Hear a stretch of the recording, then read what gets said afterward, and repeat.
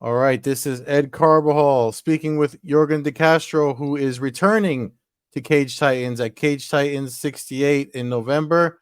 Yorgan, thanks again. Welcome to the interview. Thanks for making time to talk. Thank you very much, man. Thank you for having me. My pleasure. I watched. I was really big on you when you were in the UFC, so I was a little surprised. I'm sure some of our viewers are going to be a little surprised too that you. This is not your Cage Titans debut. You're returning to Cage Titans. You fought there in your amateur. You put up a post about it, didn't you? Yes, I fought that when I was amateur. I fought actually three times.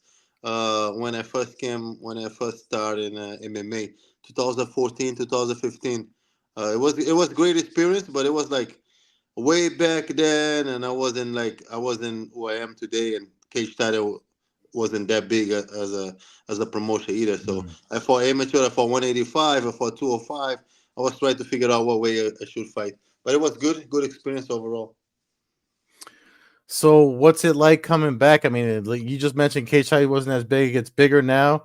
You obviously built a name for yourself since you started there. What's it feeling like returning, and like the promoters and the fighters? Like, does it seem like you get praise? Is there a bullseye on you? How do you feel about everything? No, so one thing with me, I really don't talk shit about any promotion. So I always leave promotion in the good terms.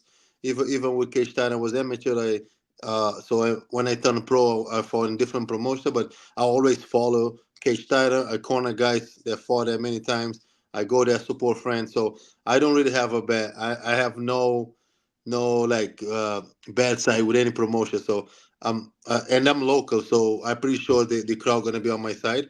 I think I'm gonna pack that place. The crowd are gonna be on my side, and so I mean I'm looking forward to fight it back, like in Mm-hmm. my backyard, Mm-hmm. and and of course I have good relationship with Cage Titans, man. I have a lot of guys fighting there. In that same night, two guys of my gym gonna fight, and no, it's gonna be a good night. Oh, that's gotta be fun too. So you're going in with a team then. That's got to help your morale, right? Yes, I'm going with the whole team. And I like that. I feed off that. So there's some people doesn't like to fight in front of your families and friends. I feed Mm-hmm. off that. So I feel like every time I got my people behind me, I get an extra kick, the extra motivated, and I always fight well. I never lose a local fight. I think I'm 8-0 as a local. The fights that I lost, it was either in COVID in Apex. There was no crowd, Mm-hmm. you know what I mean. Like it was different. Yeah. When I fight with a crowd, with people cheering on that thing, I'm able to always push in and feed off the crowd. So I think gonna be good. Yeah, and I know that's something that I'm glad you mentioned that because that's something that a lot of fans say too. Without the crowd, nobody around there, it doesn't feel the same. And you as a fighter, if you take energy like that, I mean, there's something to be said, especially coming from somebody like yourself. So that's really insightful to hear. Um, you still call yourself the Mad Titan? Yes, sir. So now, when I first remember hearing that name first time I heard it, I was like, oh, he must be a Marvel guy, fan of Thanos and all that stuff. But then now I'm learning your history of Cage Titans. I'm like, I wonder if that had something to do with it too. No, So I am a Marvel. I am a big Thanos fan. Though, man, when Thanos died, actually we cry, me and my daughter. Uh, you know what I mean? Like so, so we yeah. So we're a big fan, and but the story come from my coach. So my coach is the one to give me that name because every time when I was local and every time I touch people, I would knock them out. He say, "You mm, collecting stone, you taking people's soul." So I think the math side is good for you, and I love it. yeah, yeah, it's good to know when to turn it on when you need it. Yes. Especially in this sport. Um, uh, so I mean, you talked about evolution, like in most of the promotion and yourself. Um, if you had to say before we talk about the opponent you have coming up, if you had to take anything from the lessons learned since when you way back when to now, what would you say is your biggest lesson that you've learned in the sport since when you were last at Cage Titans to coming back now? Yeah, when I first fought for Cage Titan back when I was amateur, I was still like try to figure out my place in the sport, try to see Mm-hmm. what weight class I should fight. It was about like testing myself. Now I test myself. I've been around the world. I've been fighting the top of promotion in the world, so I know who I am. I know I belong here. I know I have Mm-hmm. the skills.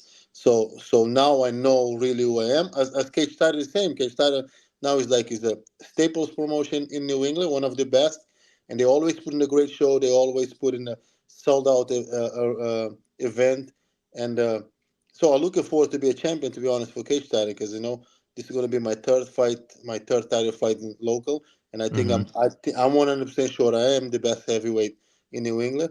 Not Mm-hmm. just because of the skill set, because I'm willing to do things that the other guys not. So I will say yes in the 2 weeks notice. I will say yes to anyone. Uh, I will. I train every single day, regardless if I lose, win, or draw. Right back to the gym. So I know my work ethic. That's why I know that I'm the best in New England, and none of these guys can touch me. So I'm just gonna go there and prove again, November Mm-hmm. 9th. Yeah, no, I'm looking forward to it. I mean, I was excited when they announced the matchup. You're facing Joshua March. Uh, Marsh, excuse me. He's again, like you said, it's fighting for a title. Um, so what's the vibe you get off of coming into the fight against a guy like him? I mean, your first fight back. Um, they always place like a. I know you said you have a following and you're in the New England area, but what's the vibe you're getting? I mean, they always put like a good guy and a bad guy kind of like in the matchups. Well, where do you feel you fall in that in the as far as like the way folks are looking at the fight? No, we both. I honestly think we're both good guys. He seems like a solid guy.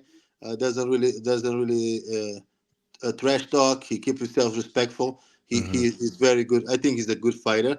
Well rounded. He got good grappling, good wrestling. Mm-hmm. He won his last fight by knockout, so that tell me that he do have a heavy hands. Mm-hmm.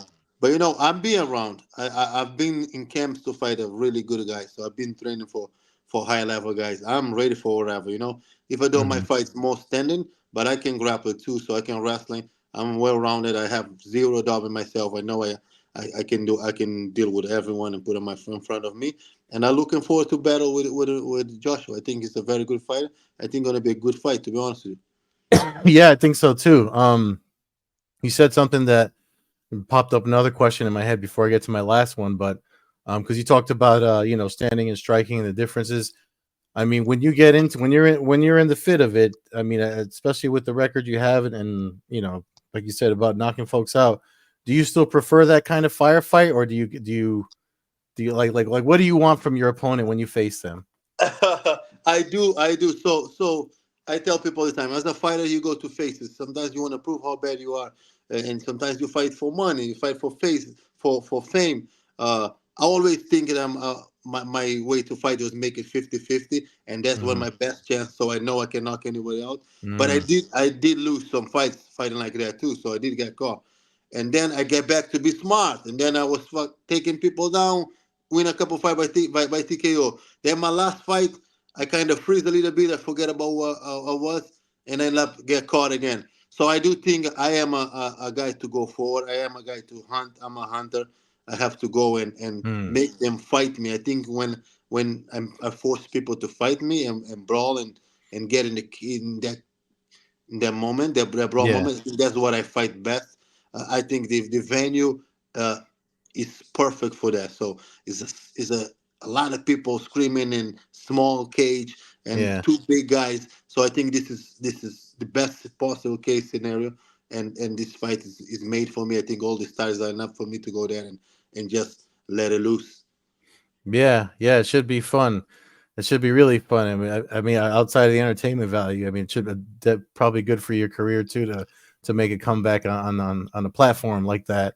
My last question, um, you kind of said it already. Like you want to be the best fighter in your region, but long term, is that something you want to stick with doing? Like defend, get that title defended a few times, or are you looking to get back to the UFC or PFL or some other global organization? So the goal is always make the most money because you can fight forever. But I Mm-hmm. know I know after this fight, there's no way you will talk about heavyweight in New England without talk about me. So I'm Mm-hmm. already a champion for CES. I'm already a heavyweight champion for NEF. Now I'm gonna go collect the belt for Cage Titan. I'm number one in New England, 100% Hmm. sure. I'm still under contract with Fight Nation over Europe, so I have to Hmm. fight that 3 times next year. But my goal, my personal goal, is fight 3 times in Europe and fight 3 times here, defend all my belts. So 2025, I want to defend my belts. I want to fight 6 times, and then go Mm. from there. I take one day at a time. I think I'm just getting better right now. I'm just understanding the business. I'm understanding the game, understanding my body, and I think 2025 is going to be even better than 2024. I'm sure I'm not the only one that's gonna have said this to you, but you're talking about collecting the belts. It's like the Infinity Stones, right? Is that? Yes, Is yes, that yeah, I'm sure you heard that before, but I'm like, when you yes, said that, yes. I was like, I gotta say it. I gotta say it. So, if you want to give some shout out to your sponsors or anything before I let you go, please go right ahead. Absolutely, man. I want to thank all my sponsors that will be riding with me 2024. Been crazy. This is my fifth camp, fifth time fighting. They always show up. They always get my back, make my life easy, my fight camp easy. And my family, of course, get my back and deal with my stupidness sometimes.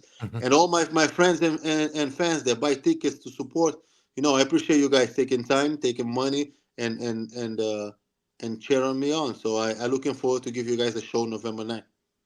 Yeah, I'm looking forward to it, man. I mean, they put on a lot of shows that I look forward to, but this one, as soon as I saw the announcement, I was like, oh, this is gonna be a good one. So, This looking is forward gonna to be it. this is gonna be a good one because I think he's willing to do it too. So I have a perfect dancing partner, and we're gonna do it.